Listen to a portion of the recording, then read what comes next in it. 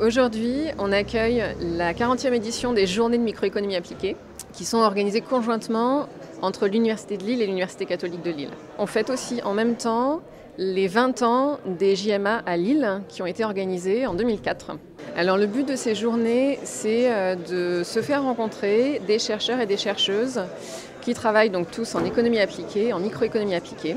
En organisant des sessions parallèles, ça leur permet de se rencontrer, ça leur permet de discuter recherche, mais aussi de créer un moment de rencontre qui est en général très riche scientifiquement, mais aussi humainement. Les journées de microéconomie appliquée sont un événement majeur pour les économistes en France. C'est cette année la 40e édition. Les enseignants-chercheurs et chercheurs des établissements de la Cato y participent depuis très longtemps, quasiment depuis leur création. Et cette année, pour la première fois, on a la chance de pouvoir les accueillir au cœur de notre campus universitaire.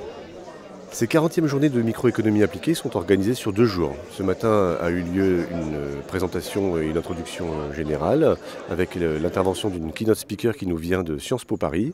Et puis à partir de maintenant ont lieu des sessions parallèles thématiques. Donc on a une trentaine de sessions sur tous les sujets de la microéconomie appliquée. Donc chaque session est organisée autour d'une thématique.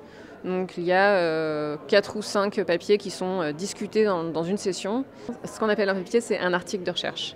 Donc il se termine ce soir par un événement au musée de l'Hospice Comtesse et puis qui se terminera à 4 heures demain après-midi. Le JMA, c'est une sorte d'institution qui se répète mais qui a très peu de structure en tant que telle. La seule chose qui est commune au JMA, c'est le comité scientifique d'année en année. Et du coup, ce que nous faisons au JMA, c'est qu'on sollicite les équipes à travers les pays francophones. Et puis, c'est les équipes locaux qui montent le congrès.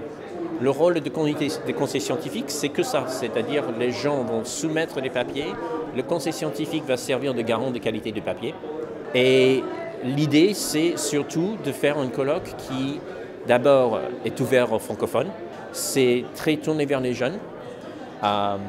Et puis, une particularité qui est importante du colloque, c'est le fait que nous avons des discutants pour chaque papier. C'est-à-dire, les jeunes présentent leurs travaux en 20 minutes, et il y a quelqu'un qui a lu le papier en détail, qui va les discuter, présenter des remarques pendant 5 minutes, et ensuite la salle est ouverte.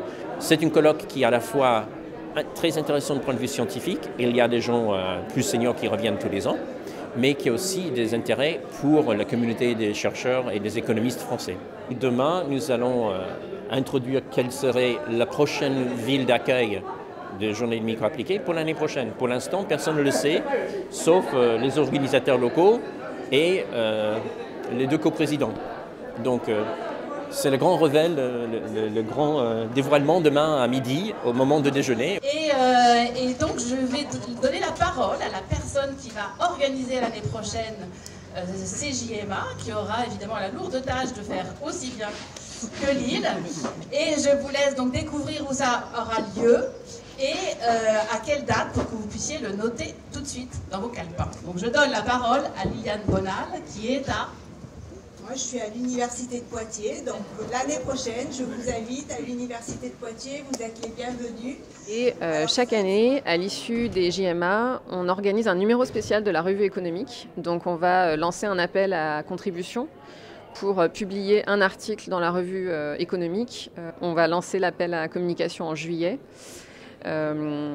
pour rassembler un certain nombre de papiers, donc un certain nombre d'articles, dans un numéro spécial des JMA de la revue économique.